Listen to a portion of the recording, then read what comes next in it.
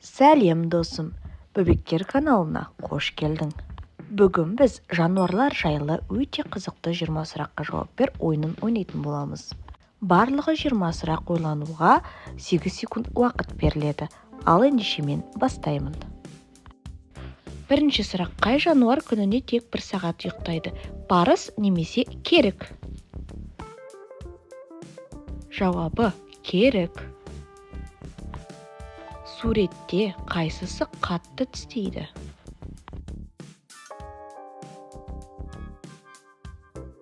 Дұрыс жауабы қолтырауын. Су жануарының қайсысында қан жоқ? 8 аяқта немесе теңіз жұлдызында? Теңіз жұлдызының көп бөлігі судан тұрады. Суретте қайсысы көзін ашып ұйықтайды? Дельфин немесе кит? Дұрыс жауабы дельфин.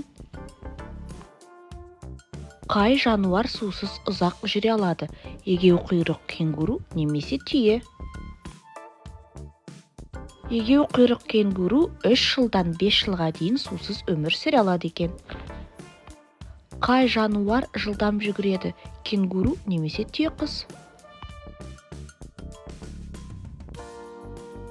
Дұрыс жауабы түйеқұс. Қайсысында тіс бар? Бақада немесе ұлуда? Ұлуда 25 мыңнан аса тісі бар. Ең ауырын ата: кит немесе піл? Ең ауыры көк кит. Салмағы 150 тоннаға дейін барады. Қай жануар көп уақытын суда өткізеді? Су сиыр немесе қолтырауын? Су сиыр. 10-шы сұрақ: қайсысы өз салмағынан артық көтере алады? Горилла немесе құмырсқа? Жауабы құмырсқа. Өзінен 1000 есе ауыр затты көтере алады екен. Қайсысы қанатын тез қағады? Колибри немесе ара? Ара. Әлемдегі ең улы жануар қандай? Медуза немесе жылан? Жауабы медуза. Қайсысы бірнеше жыл ұйықтай алады? Тасбақа немесе шөлді даладағы ұлу? Шөлді даладағы ұлу. Ол 3 жыл бойы тоқтамай ұйықтай алады. Қайсысы ақылды? Тотықұс немесе шошқа?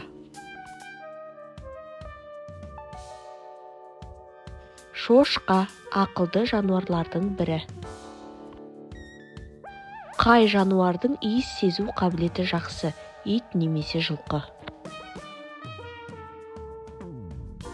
Иттің.